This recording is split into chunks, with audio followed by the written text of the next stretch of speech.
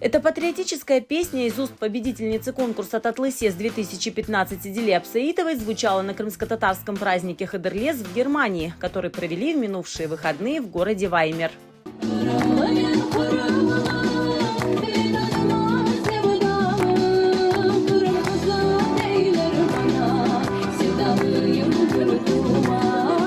Эльвис Челпух в Германии не так давно, но с первых дней начал работать над созданием организации для сохранения крымско-татарской культуры вдалеке от родины. Вместе с единомышленниками они создали центр «Кырым Медени Меркезы», а 6 мая провели свое первое масштабное мероприятие «Хыдырлес».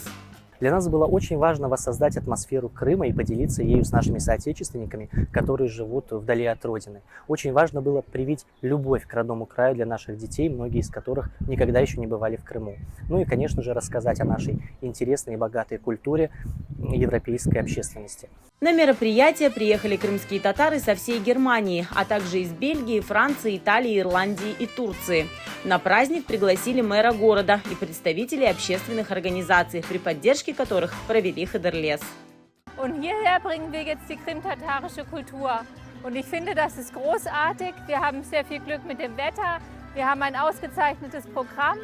Und wir haben ganz viel Interesse auch von den Deutschen hier. Wir haben Flyer verteilt, wir hatten Gespräche. Das war eine sehr gute Veranstaltung heute. Es waren viele Weimarer da, die sehr interessiert waren. Und sie haben viel gelernt über die Kultur der Krim. Und ja, ich glaube, das hat das Interesse für mehr Veranstaltungen dieser Art geweckt. Концертную программу украсили солисты ансамбля «Атеш» и певицы Адиля Апсаитова, Ленара Усманова и Айша Ибрагимова.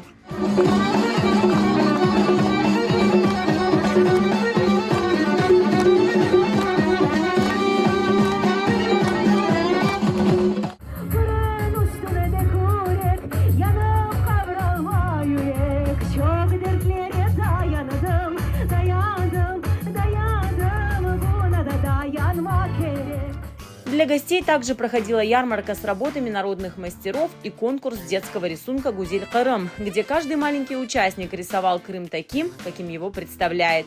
О масштабном праздновании крымско-татарского праздника Хыдырлес написали и местные газеты. В нашей организации запланировано много очень интересных творческих проектов, которые мы планируем реализовать в ближайшее время. И также очень надеемся, что наши соотечественники, проживающие в других странах, в ближайшее время также смогут организоваться в инициативные группы и реализовать очень много интересных и полезных для народа проектов.